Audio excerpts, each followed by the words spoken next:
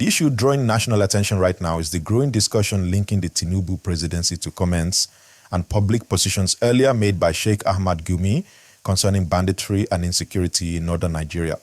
This conversation has returned strongly into public space because Nigerians are once again questioning how insecurity should be handled, who should speak on it, and what role the federal government should play in responding to influential voices.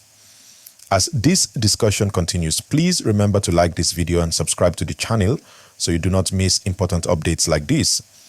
The central matter is this. Sheikh Gumi, a well-known Islamic cleric, has over time spoken openly about insecurity in the north, especially banditry. He has repeatedly argued that force alone may not solve the problem and that dialogue, engagement, and broader social solutions should be considered. These views have always generated mixed reactions. Some Nigerians see his comments as an attempt to find peace. Others strongly disagree and believe such statements weaken the fight against criminal groups. Now, under President Bola Ahmed Tinubu's administration, these past statements have resurfaced in a new way. Many Nigerians are asking questions. Why is this conversation coming back now? What does it mean for the current government? And how does it affect national security policy? Please remember to like this video and subscribe because understanding this issue clearly is very important. President Tinubu came into office with strong promises to restore security across Nigeria. Since assuming office, his administration has emphasized that insecurity, whether banditry, kidnapping, or other forms of violence, will not be tolerated. Security agencies have been directed to act decisively, and there has been a clear message from the presidency that excuses will no longer be accepted. However, the re-emergence of the Gumi discussion has placed the presidency in a sensitive position. While the president himself has not openly aligned with Sheikh Gumi's views, critics argue that silence or lack of clear response allows speculation to grow. Supporters of the government, on the other hand, insist that actions matter more than words and that the administration is focused on results rather than debates. As you are watching this, please like the video and subscribe. It helps the channel grow and helps us continue to bring you balanced news and clear explanations. The reality is that insecurity in Nigeria is emotional. It affects families, communities, and livelihoods. So when a respected religious figure speaks on it, people listen.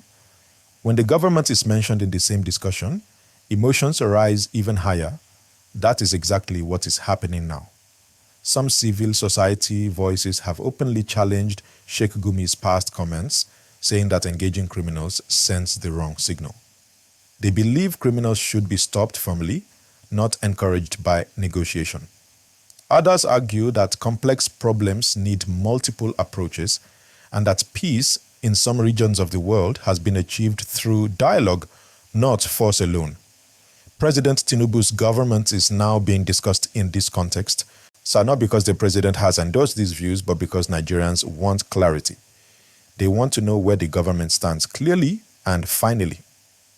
Please remember to like this video and subscribe as you continue watching. This discussion also reflects a deeper national concern. Trust.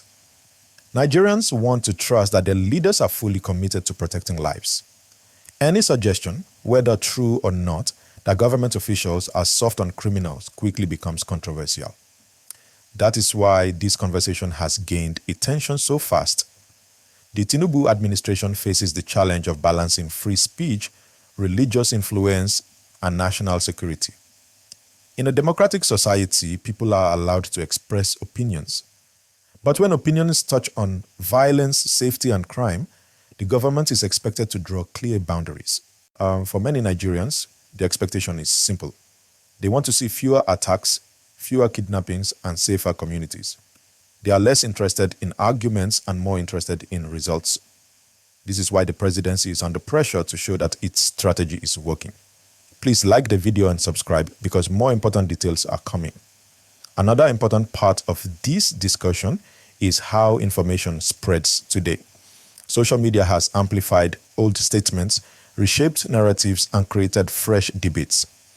Clips, quotes, and interpretations are shared widely, sometimes without full context. This has made the situation more intense and more emotional.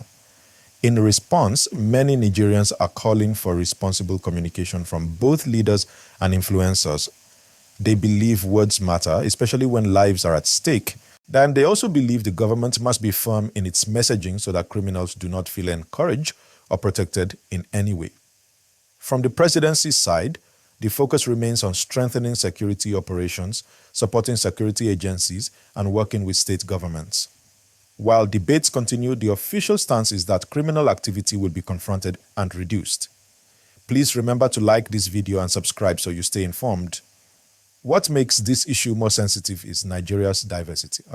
Religion, region, and culture all play roles in how messages are received. A statement seen as peaceful by one group may be seen as harmful by another.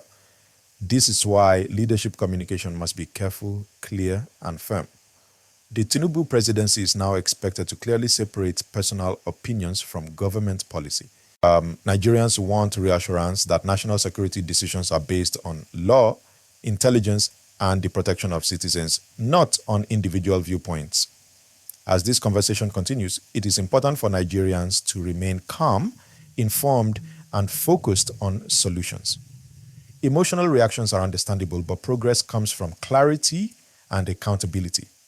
Please like the video and subscribe if you agree that Nigerians deserve peace and safety. At the heart of this issue is one question. How does Nigeria end banditry and restore confidence? The answer will not be simple, but leadership, consistency, and results will matter more than debates.